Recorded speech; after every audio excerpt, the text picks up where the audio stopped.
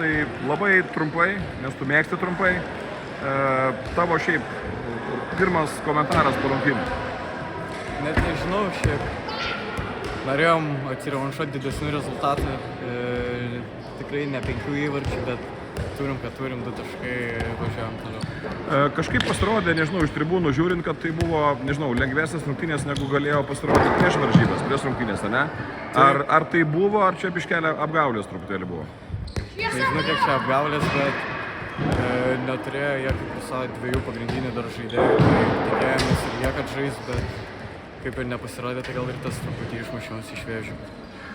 Tu, kaip mes tai vadinam, tarp sirgalių brolių, ar ne, tai pirmoji lygoje, ar ne, tai rankinio lygoje, tai vėl pirmoji, tai vėl rankinio lygoje, žodžiu, mėtomas, kaupi patirtį, bet šiandien, nežinau, sako kai kurie žmonės ir nemažai žmonių, kad vos ne, žinai, MVP rungtynių, kaip pasvertini savo žaidimą?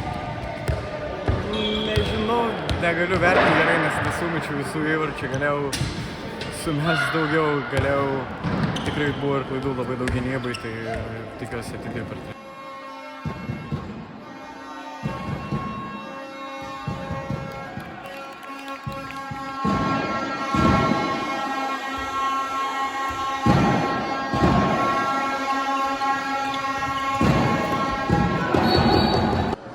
Arminai, karštas interviu iš karto po rungtynių, šviesliai rodo -5 tavo komandos nenaudai.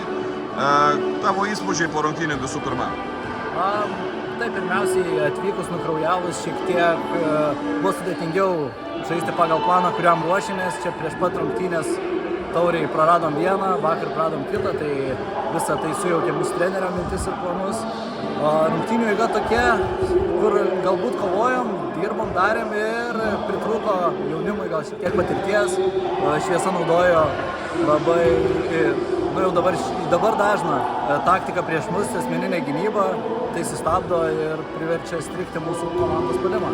Šviesa turbūt galėjo būti lengvai piktoka, žinai, po -14 išvykoj. Čia buvo spalio mėnesį, kai pralošė Varsą išvykoj. Vilius Juozaitis, jis buvo ant suolo, čia sirgaliai tarpusavį kalbėjo, žinai, jeigu žaidėjas negali žaisti, kodėl jis ant suolo, ką pats gali pasakyti, čia taktiniai žaidimai ar tiesiog buvo šansų, kad jis išbėgs? Ne, nenorėjom įskaudinti Šviesos, nebuvo kažkoksai tai planas jį atvežti ir su juo nežaisti, tiesiog pradžiai galvom, kad dar galbūt gali, bet po to atsivėrė žaizda ir teko likti ant suoliuko.